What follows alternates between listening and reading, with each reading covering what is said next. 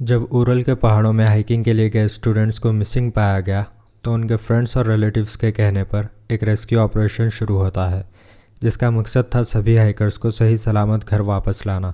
लेकिन वही हुआ जिसका डर था, और ऑपरेशन शुरू होने के 7 दिन बाद सर्चर्स को हाइकर्स की बॉडीज मिलनी शुरू होती हैं। पर सीन पर पहुंचते ही उन्हें यह पता चल गया था कि वहां पर उन हाइकर्स के साथ जो भी हुआ वो एक नॉर्मल केस से कहीं बढ़कर है।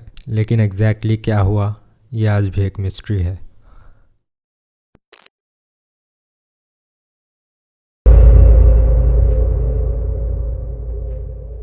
ईयर 1959 में रशिया की उरल पॉलिटेक्निक यूनिवर्सिटी के 9 स्टूडेंट्स बर्फीले उरल माउंटेन्स में हाइकिंग ट्रिप का एक प्लान बनाते हैं। इस 14 दिन की ट्रिप का गोल था लगभग 300 किलोमीटर दूर ओटोटन माउंटेन तक पहुंचना। जनवरी के ठंडे महीने में ये ट्रिप 3rd डिग्री डिफ़िकल्टी की थी। आउटडोर स्पोर्ट्स की दुनिया में लेवल 3 की डिफ़िकल्टी वाली ट्रिप उस ट्रिप को माना जाता है जिसमें हाइकिंग की रूट काफ़ी मुश्किल और कई बार ख़तरनाक भी हो सकती है, और ऐसे रास्ते को चलकर तय कर पाने के लिए आपका एक एक्सपीरियंस्ड हाइकर होना ज़रूरी है।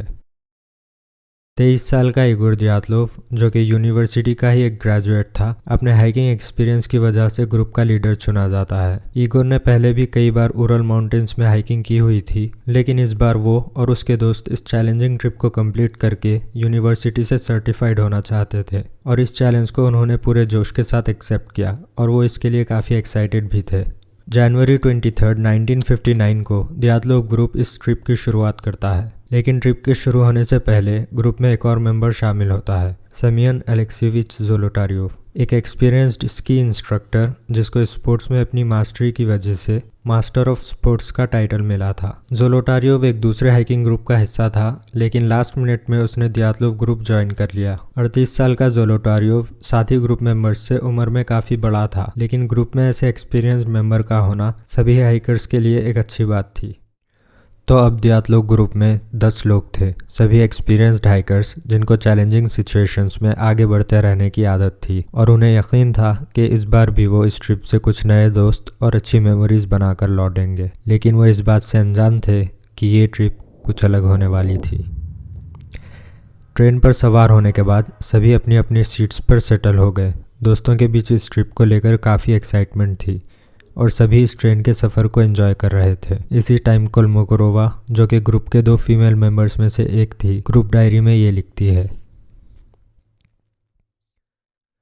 ग्रुप के प्लान के मुताबिक उन्होंने स्वर्डलोस्क से इवडल तक का रास्ता ट्रेन से तय किया, और फिर 25 जनवरी को वो इवडल से एक बस पर सवार होकर विजाय पहुंचते हैं, जो कि नॉर्दर्न उरल माउंटेन्स में एक छोटा सा गाँव है।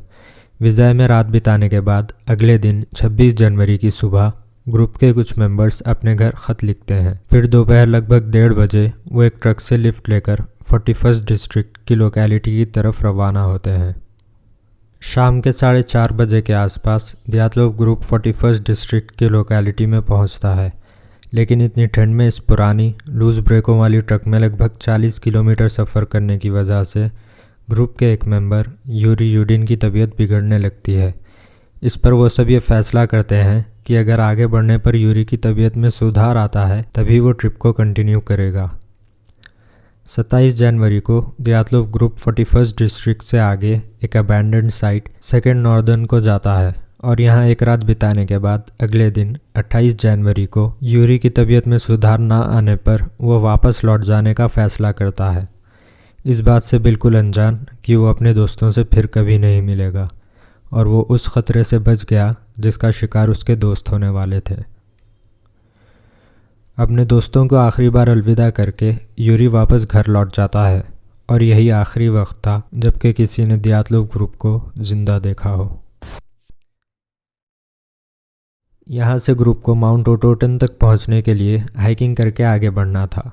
पहले दिन 28 जनवरी को ग्रुप लगभग 10 किलोमीटर का रास्ता तय करता है, और यह हाइक 31 जनवरी तक यूं ही चलती है। वो कभी पैदल चलकर तो कभी स्की करके आगे बढ़ते और रात में ठहरने के लिए टेंट सेट करते। ओटोटन माउंटेन अब बहुत ज़्यादा दूर नहीं था, लेकिन बर्फ़ की वजह से उनके आगे बढ़ने की रफ्तार भी धीमी थी। फरवरी की 1 को वो मौसम साफ होने के इंतज़ार में हाइक देर से शुरू करते हैं, जिसकी वजह से वो उस दिन सिर्फ 2 किलोमीटर का रास्ता तय कर पाते हैं और माउंट खोलात या डेड माउंटेन पर पहुंचने पर वो रात होने से पहले अपना टेंट सेट करने की तैयारी करते हैं। ग्रुप खोलात माउंटेन की ढलान में अपना टेंट सेटअप करता है और ट्रिप कंटिन्यू करने के लिए अगले दिन का इंतज़ार करता है, लेकिन अनफॉर्चुनेटली वो नहीं जानते थे कि वो रात उनकी ज़िंदगी की आखिरी रात होगी। ये दियातलोव ग्रुप के कैमरे से ली गई आखिरी फ़ोटोज़ हैं जिनमें उन्हें टेंट के लिए जगह बनाते हुए देखा जा सकता है। लेकिन उस रात ऐसा क्या हुआ कि वो रात आज भी 65 साल बाद याद की जाती है। दियातलोव ग्रुप के प्लान के मुताबिक उन्हें विजय लौटकर यूनिवर्सिटी के हाइकिंग क्लब को एक टेलीग्राम सेंड करके बताना था कि वो सही सलामत वापस लौट आए हैं, लेकिन ना कोई ऐसा मैसेज आया और ना ही ग्रुप से कोई कांटेक्ट बन पाया। ऐसे में हाइकर्स के फैमिली और फ्रेंड्स उनके लिए परेशान होकर अथॉरिटी से अपील करते हैं कि हाइकर्स को रेस्क्यू करने के लिए मदद भेजी जाए। 20 फरवरी को रेस्क्यू ऑपरेशन शुरू होता है और बहुत से एफर्ट्स लगाने के बाद 26 फरवरी को रेस्क्यूअर्स को दियातलोव ग्रुप का टेंट मिलता है। टेंट बुरी हालत में था, बर्फ़ से ढका होने के साथ उसे अंदर से काटा भी गया था। टेंट में उनके बैकपैक्स, जूते, जैकेट्स और रेनकोट्स जैसे सामान थे। अजीब तरीके से उनका सब सामान एकदम सही सलामत रखा हुआ था।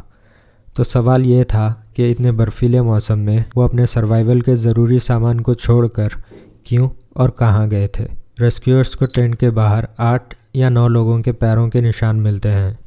ये निशान दियातलोव ग्रुप के थे और ये पहाड़ी से नीचे जंगल की तरफ जा रहे थे, लेकिन इन पैरों के निशानों को देखकर ऐसा महसूस नहीं हो रहा था कि वो लोग जल्दबाजी में टेंट छोड़कर किसी ख़तरे से बचकर भागे हों, बल्कि पैरों के निशान देखकर लग रहा था कि वो टेंट से बाहर चलकर अपनी मर्ज़ी से गए हों। लेकिन वो ऐसा क्यों करेंगे?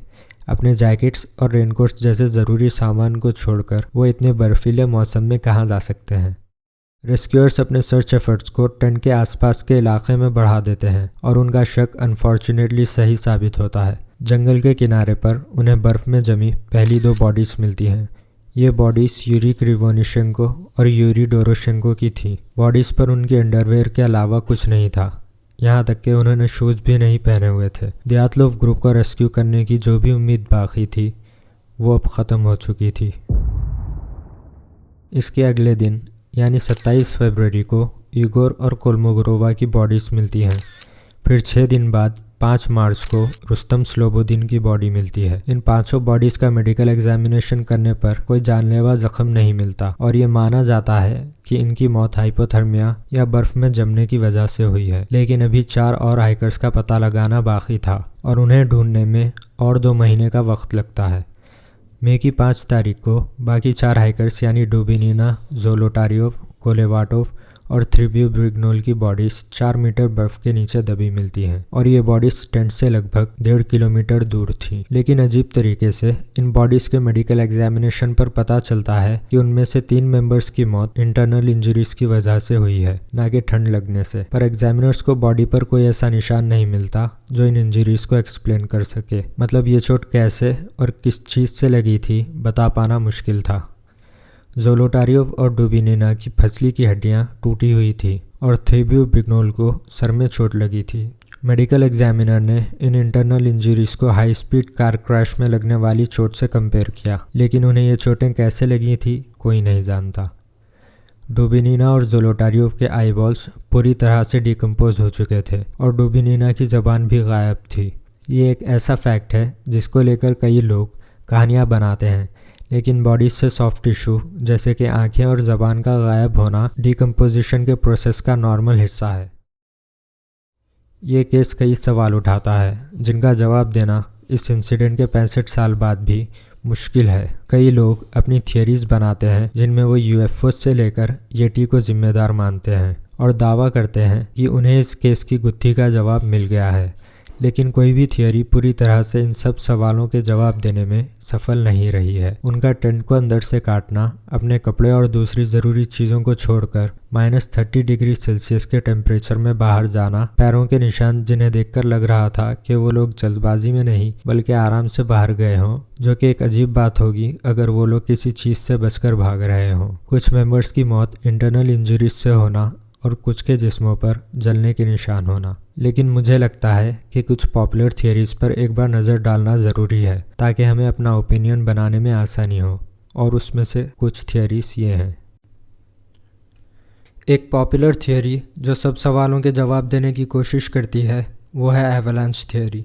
इस थियरी को सपोर्ट करने वालों का मानना है कि तेज़ हवा के चलने से बर्फ़ का एक बड़ा सा स्लैब या टुकड़ा पहाड़ की ढलान से फिसलकर ग्रुप के टेंट पर गिरा होगा। बर्फ़ का एक हार्ड स्लैब जो कि सॉफ्ट बर्फ़ पर होगा और टेंट के पहाड़ की ढलान पर होने की वजह से ये बर्फ़ का स्लैब फिसलकर इतनी फोर्स से गिरा होगा कि कुछ मेंबर्स को ये ख़तरनाक और जानलेवा चोटें लगी होंगी, और वो टेंट के अंदर बर्फ़ में दबने की वजह से टेंट को अंदर से काटकर उसमें से बाहर निकले होंगे। लेकिन दूसरी थियरीज़ की तरह इस थियरी में भी कुछ फ्लॉस हैं। अगर सच में हाइकर्स टेंट में ही इतनी बुरी तरह घायल हुए थे तो फिर वो टेंट से इतनी दूर पहाड़ की ढलान से उतरकर ऐसी हालत में कैसे जा सकते हैं। और जैसा कि मैंने पहले भी कहा, उनके पैरों के निशान देखकर ऐसा नहीं लग रहा था कि वो लोग जल्दबाजी में टेंट से निकलकर बाहर गए हों। ज़ोलोटारियोव्स मेल्टडाउन। दूसरी थियरी इस केस को एक क्रिमिनल केस मानती है। ज़ोलोटारियोव उम्र में ग्रुप के बाकी मेंबर्स से काफ़ी बड़ा था और वही एक ऐसा मेंबर था जो दियातलोव ग्रुप में नया था।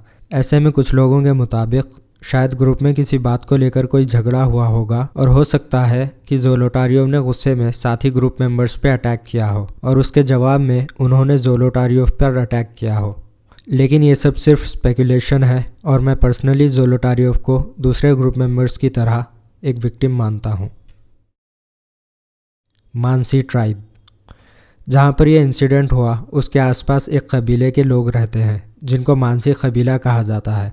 पुलिस अपने इन्वेस्टिगेशन के दौरान कई बार मानसी लोगों को इस केस के लिए जिम्मेदार मानती रही और कई लोगों से पूछताछ भी की गई, लेकिन उन्हें कोई ऐसा सबूत नहीं मिला जो ये साबित कर सके कि ये लोग इसके पीछे हों। इनफैक्ट पुलिस को कोई ऐसा इंसान नहीं मिला जो इस केस के लिए जिम्मेदार हो सकता है। इसलिए इस केस को ऑफिशियली ये कहकर क्लोज कर दिया गया कि इसके पीछे एक अननोन नेचुरल फोर्स थी, लेकिन वो कौन सी फोर्स थी ये कोई नहीं जानता। थियरीज बहुत ज़्यादा हैं, लेकिन ये बात एक फैक्ट है कि उस दिन दियातलोव पास में 9 यंग हाइकर्स ने अपनी जान गंवाई। क्या ये मौत नेचुरल थी? क्या वो किसी की साजिश का शिकार हुए थे? क्या हमें कभी पता लग पाएगा कि दियातलोव ग्रुप को किस चीज़ ने मारा?